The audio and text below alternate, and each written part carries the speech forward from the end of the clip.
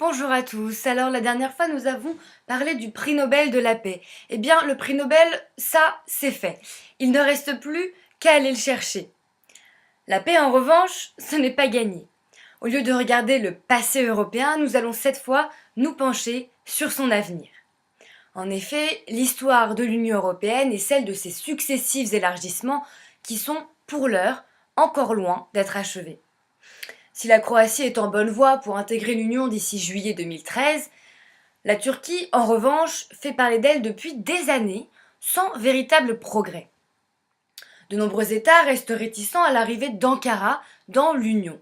D'ailleurs, le dernier rapport annuel sur l'élargissement pointe du doigt le manque d'avancée sur le cas chypriote et remet en cause le respect des libertés fondamentales suite à de nombreux procès et enquêtes concernant notamment des journalistes. Mais alors, vous pourrez vous poser la question du rapport entre l'éventuelle adhésion de la Turquie à l'Union européenne et la question de la paix en Europe. Eh bien, en plus de ces problèmes démocratiques, la Turquie dispose d'une situation géographique pour le moins délicate actuellement. Au-delà des tensions croissantes entre Ankara et Damas, la proximité des côtes syriennes fait renaître le débat de l'indépendance kurde. Alors, venons-en aux faits. Jeudi 1er novembre, une voiture explose dans le sud-est de la Turquie, non loin de la frontière syrienne.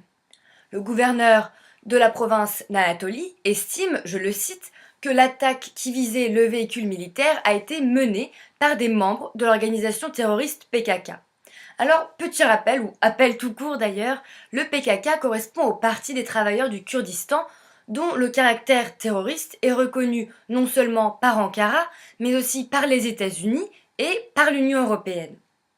Alors, force est de constater que l'acte de violence récemment observé est loin d'être le premier. Depuis le début de la lutte du PKK pour obtenir l'indépendance de la région turque à majorité kurde en 1984, près de 45 000 personnes ont été tuées. On a vu pire, vous me direz, avec un record de 26 000 morts en un an et demi pour la révolte syrienne, chiffre de l'Observatoire syrien des droits de l'homme. Néanmoins, le cas des rebelles kurdes ne doit pas être négligé au vu de son intensification récente. Une série d'attaques précédant l'explosion a en effet été recensée contre les forces d'autorité turques dans le sud-est de la Turquie, entraînant de vastes opérations militaires dans la région.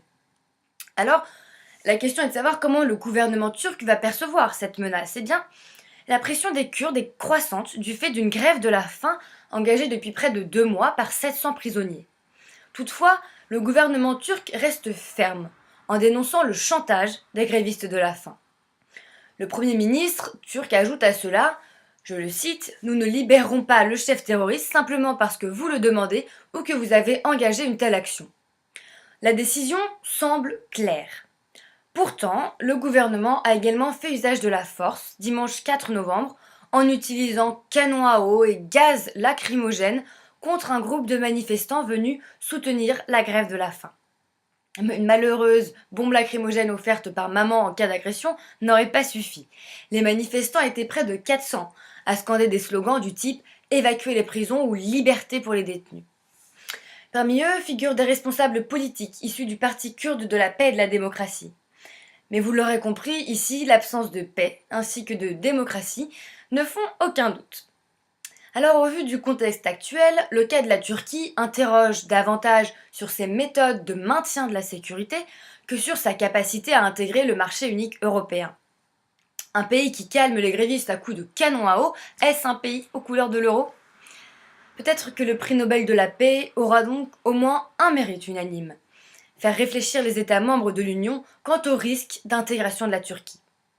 Alors finalement, si l'élargissement de la construction européenne semble pour l'instant illimité, peut-être trouvera-t-il ses limites aux frontières du Proche-Orient.